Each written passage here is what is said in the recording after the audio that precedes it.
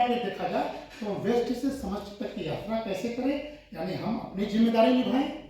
हमारी जिम्मेदारी इंडिविजुअल है, आप उसको मत देखिए, आप स्वयं सुधर जाइए। तो हर व्यक्ति स्वयं सुधर रहा है, हिंदी प्रयोग हो रहा है, परिवार बन गया, आपने परिवार को बड़ा कर दिया, जो परिवार से समाज हो गया और समाज से राष्ट्र हो गया। राष्ट्र हमारा भारत है, भारत के अंदर आत्मा है, इसलिए पूरे भारत एक शरीर है, केवल भूखंड नहीं।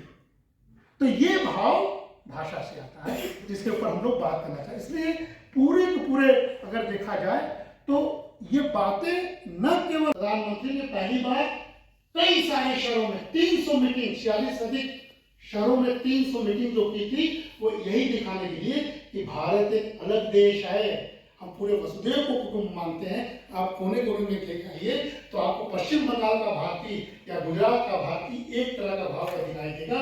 राम सबके हृदय में है, तुलसी सबके हृदय में है, परिवार सबके हृदय में है। इस बात को प्रधानमंत्री ने करके दिखाया।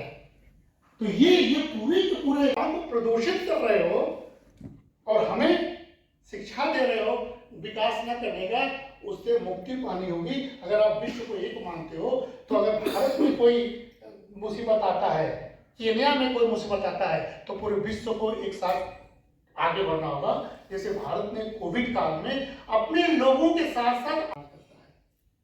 परिवार समाज का निर्माण करता है, समाज राष्ट्र का निर्माण करता है, राष्ट्र विश्व का निर्माण करता है और विश्व समष्टि का निर्माण करता है, पूरे ब्रह्मांड का। ये चैन है। इसलिए G20 में मुझे गौरव हुआ कि G20 का यूपी का मुझे सरकार ने एम्बेसडर बनाया था, मैं इस तरह का भाषण देता था। तो G20 का हमारा मूल सूत्र यही था, वसुधैव कुटुंबकम। इसके पीछे का यही सार है। प्रधानमंत्री ने पूरी दुनिया को बताया कि G20 का अध्यक्ष अगर भारत बना है तो आपके शर्त पर नहीं बना है, अपने शर्त पर बनेगा। तो उन्होंने कहा कि यही सूत्र दिया कि पूरा वसुधैव हमारा कुटुंब है, इसलिए जिम्मेदार आपको भारत की तरह होना होगा।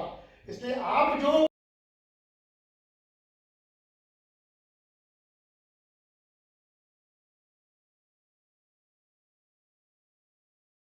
आजाद हो गए तो अपनी भाषा में हमको देश का निर्माण करना है, ये गांधी ने कहा था और गुजरात ने कहा था। तो ये जो हमारे राजभाषा का जो कॉन्सेप्ट है, ये यही था कि हम राजभाषा को औपचारिक रूप में न समझें। अगर आपने हमको बुलाया है तो एक शिक्षक के नाते मैं ये कह सकता हूँ कि इसके अंदर जो ये गुण है, भाषा विभेद को नहीं पैदा कर सकता है। अगर आपसे हम भाव से नहीं मिल पाए, आपसे हम प्रेम नहीं कर पाए, आपसे हम कोई सही मायने में संचार नहीं कर पाए, संप्रेषण नहीं कर पाए, तो हमारा आपका मनुष्य होना बेकार है। तो हमेशा स्वाभाविक रूप से जो आपके मन में है उसको व्यक्त करने के लिए आपको जिस तरह का भी प्रयोग करना पड़ेगा, उसकी स्वीकृति बढ़ानी होगी। हिंदी भाषा को कम देखना, कमतर देखना, निम्नतर देखने की बात को नकारना होगा। अंग्रेजी ही एकमात्र भाषा है, इसके दिन गए, निश्चित रूप से गए।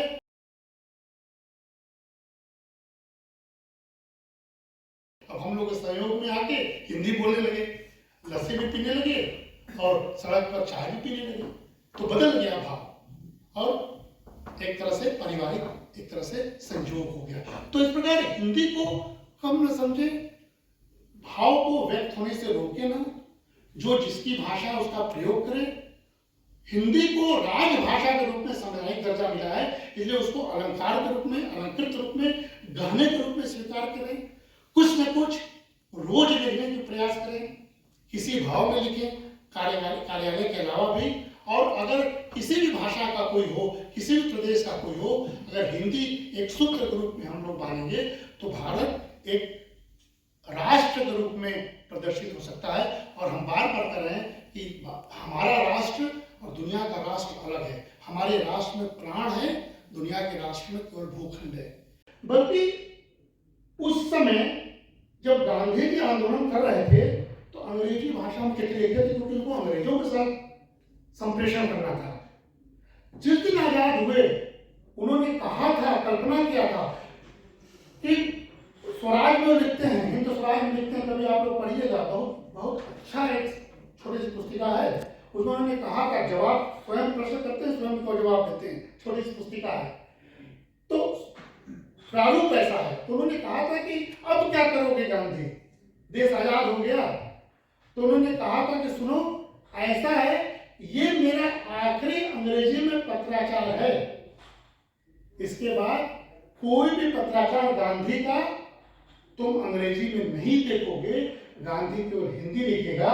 और गुजरात में उन्होंने कहा था, हिंदी ही एकमात्र ऐसी भाषा है जो पूरे देश को एक सूत्र में पिरो सकती है। इसीलिए अंग्रेजी का त्याग करने के लिए उसी गांधी ने 1947 के जस्ट बाद पूरी दुनिया को, पूरे देश को मैसेज दिया था। उन्होंने उस दिन के बाद कभी भी गांधी ने अंग्रेजी का एक शब्द का प्रयोग नहीं किया था जब तक वो जिंदा थे।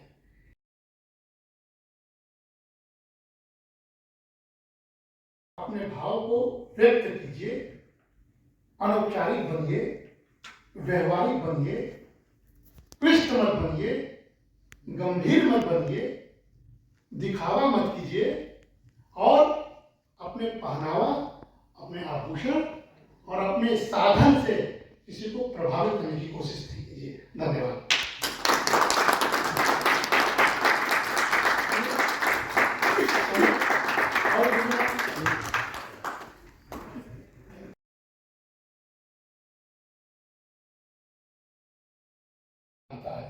तो जो मकसद आपका है मुझे बुलाने का, मैं भरसक कोशिश करूंगा कि आप उसे संतुष्ट हो जाएं। सबसे पहले मैं आभार व्यक्त करता हूं हिंदुस्तान पेट्रोलियम कॉर्पोरेशन लिमिटेड का, खास करके धीरज जी का, जिन्होंने मुझे आमंत्रित किया कि आपके समक्ष जो कई जगहों से आए हैं और एक तरह से व्यवहारिक अर्थशास्त्री हैं, अर्थशास्त्र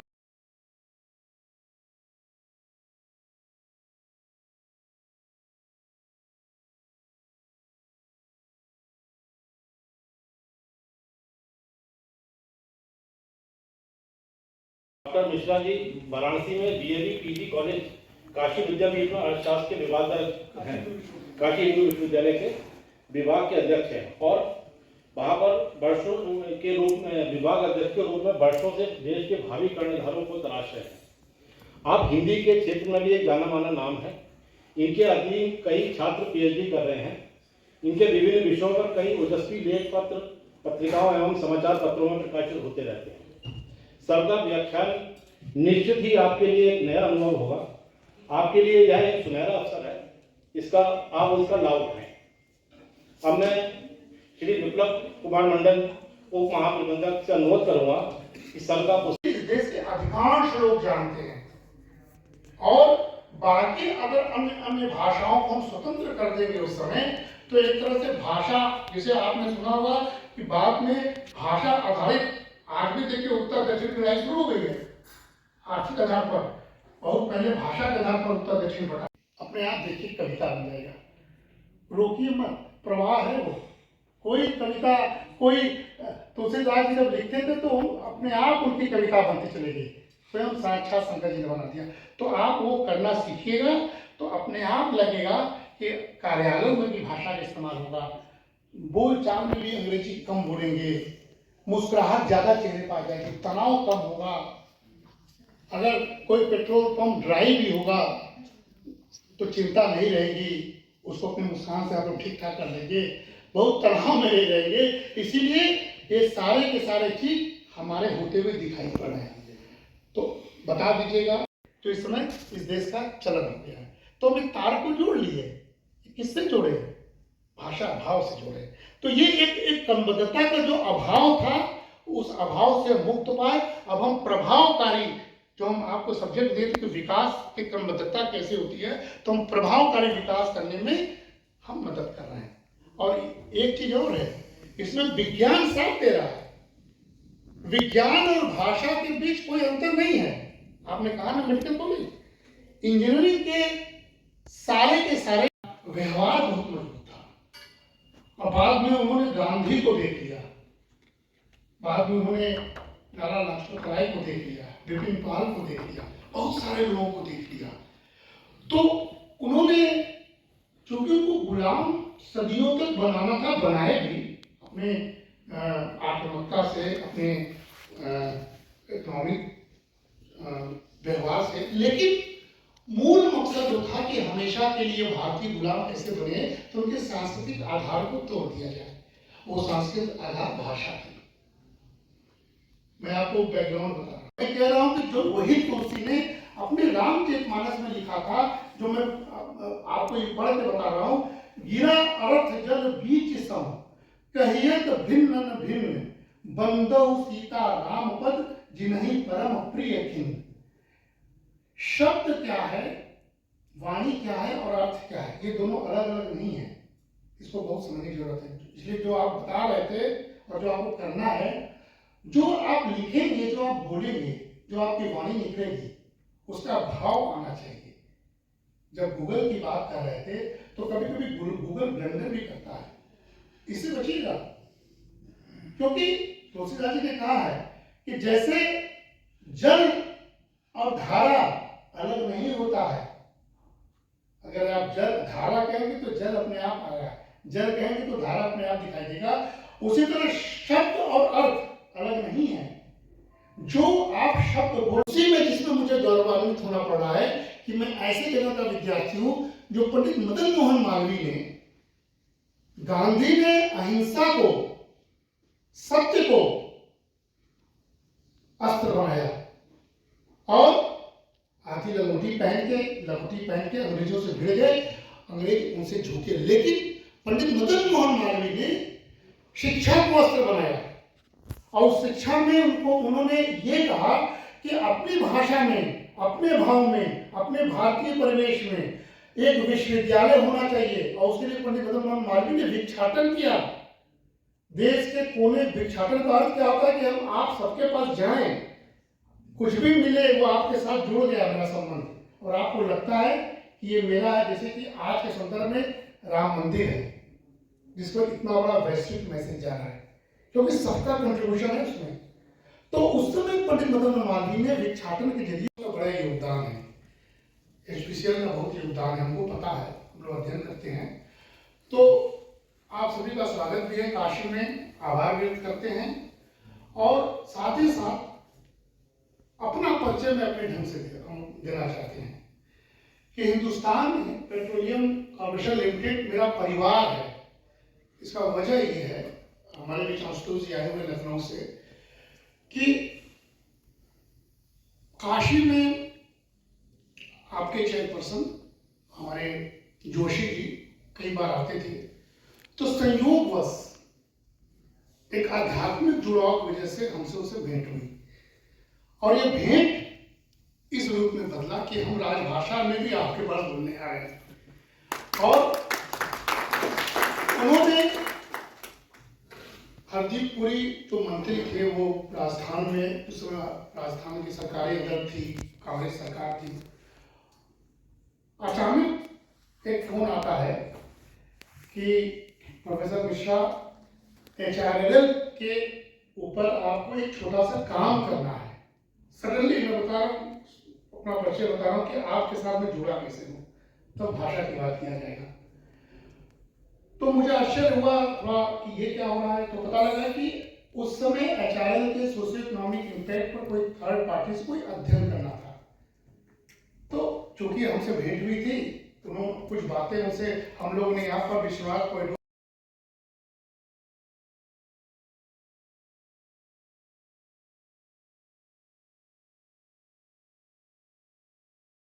अपने आप देखिए कविता बन जाएगा, रोकिए मत, प्रवाह है वो। कोई कविता, कोई तुलसीदास जी जब लिखते थे तो अपने आप उनकी कविता बनती चली गई, स्वयं साक्षात शंकर जी ने बना दिया। तो आप वो करना सीखिएगा तो अपने आप लगेगा कि कार्यालयों में भी भाषा का इस्तेमाल होगा, बोलचाल में भी अंग्रेजी कम बोलेंगे, मुस्कुराहट ज्यादा चेहरे पर आ जाएगी, तनाव कम होगा। अगर कोई पेट्रोल पंप ड्राई भी होगा तो चिंता नहीं रहेगी, उसको अपनी मुस्कान से आप लोग ठीक ठाक कर लेंगे, बहुत तनाव में नहीं रहेंगे। इसीलिए ये सारे के सारे चीज हमारे होते हुए दिखाई पड़ रहे हैं। तो बता दीजिएगा काफी मतलब कब से उत्पत्ति हुई, किस तरीके से भाषा बदली और भाषा का क्या महत्व है हमारे जीवन में, कितने उतार चढ़ाव उसके बीच में आए, कितने स्ट्रगल है, लेकिन उसके बावजूद भी आज हमारी हिंदी सभी भाषाओं में सबसे महान है, सबसे आगे है। कितने अच्छे से बताया। और मैं अपने हिंदुस्तान पेट्रोलियम कॉर्पोरेशन लिमिटेड की तरफ से श्री अनूप कुमार मिश्रा सर का बहुत बहुत धन्यवाद देता हूं कि उन्होंने इस फोरम में आकर के अपना समय निकाला, बहुमूल्य समय निकाला और अपना जो ज्ञान है मार्गदर्शन दिया, जो कि हम सबके लिए काफ़ी ज़्यादा लाभदायक है। और मुझे आशा ही नहीं बल्कि पूरा विश्वास है कि हम सभी लोग उसको पूरा, हमारी तरफ से प्रयास होगा कि उसको पालन करें जहाँ तक संभव हो। और न केवल यहीं जो कमरे में हमारे कुछ साथी बैठे हैं, इसको और लोगों को मैदान में जाके जो आज की अच्छी बातें हैं, जो आज हमने डिश इसका सीखा है, उसको बाकी साथियों के साथ भी साझा करें अपने लोकेशन में, अपने परिवारजनों, मित्रों के साथ, जिससे कि हिंदी भाषा का प्रचार प्रसार अच्छे से हो सके। और बिल्कुल सर, जो आपने कहा, हिंदी भाषा जरूर, बिल्कुल हमें वो है, विश्वास है कि बहुत ही शीघ्र ये पूरे विश्व की नंबर 1 भाषा बनने वाली है। हम सबका पूरा भरोसा है। धन्यवाद सर।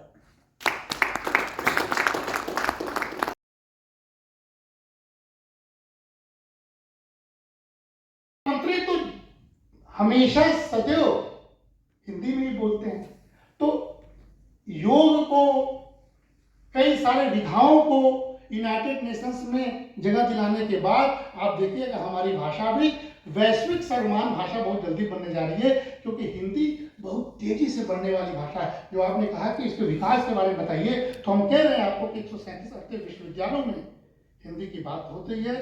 हर व्यक्ति हिंदी, मौलवी का 3 सूत्र था कि ये विश्वविद्यालय में क्लर्क बनाने के लिए, मशीन बनाने के लिए या पुतला बनाने के लिए नहीं कर रहा जो अंग्रेज करते थे, चरित्र का निर्माण करने के लिए कर रहा।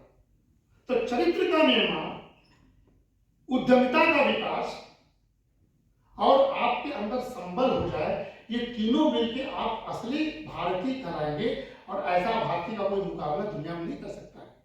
इसीलिए नई शिक्षा नीति में इस सब बातों को ध्यान दिया गया है और हम लोग से कहा जाता है कि आप करिकुलम को डेवलप कीजिए, आप स्वयं डेवलप कीजिए। आपको कौन सा स्टूडेंट कमजोर लग रहा है, क्यों लग रहा है, आप उसके अनुकूल पढ़ाइए। स्वतंत्र किया गया हमें भी, और राजभाषा संविधान सम्मत बना के कहा जा रहा है कि इसका प्रयोग किया जाए, क्योंकि आप सब लोग, हम सब लोग कार्यकारी लोग हैं, इसका प्रभाव पड़ता है।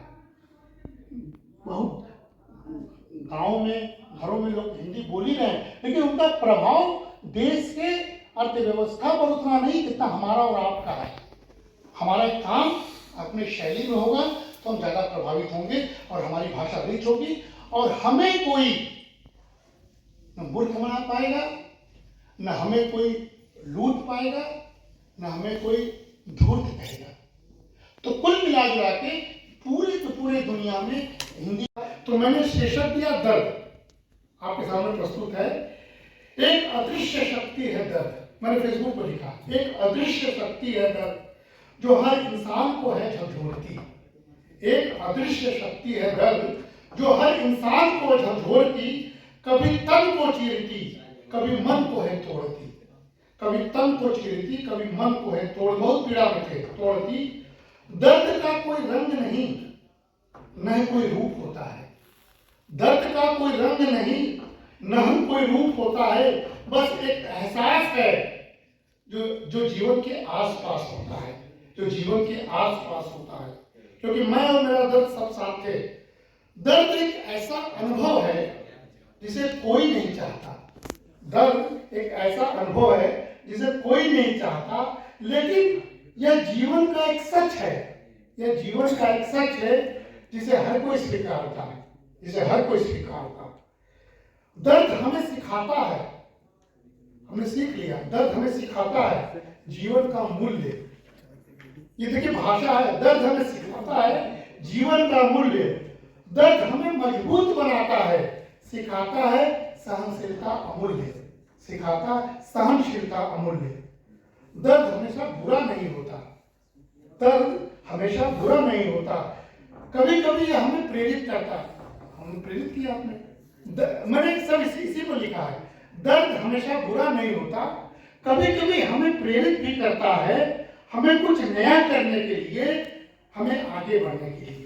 इस पंक्तियों के बाद में आया हूं, हमें कुछ नया करने के लिए, हमें आगे बढ़ने के लिए। मर्द को दर्द नहीं होता, यह एक डायलॉग है अमिताभ बच्चन का। मर्द को दर्द नहीं होता, यह एक डायलॉग है। दर्द लिंग विभेद नहीं करता, दर्द लिंग विभेद नहीं करता, यही सत्य का भाग है, यही सत्य का भाग है। और लास्ट है, दर्द जीवन का एक हिस्सा है, दर्द जीवन का एक हिस्सा है, इसे स्वीकार करना सीखें। दर्द जीवन का एक हिस्सा है, इसे स्वीकार करना सीखें। दर्द से लड़ना सीखें और दर्द से जीना सीखें, दर्द से जीना सीखें। बहुत बहुत धन्यवाद। ये मैंने इसलिए कहा कि मैं अभी 2 दिन पहले जब मैं दर्द में था तो इस कविता को मैंने फेसबुक पर पोस्ट किया। तो मैं जो कह रहा हूँ वो मैं करता हूँ। गांधी कहते थे कि पहले स्वयं की बुराई त्यागो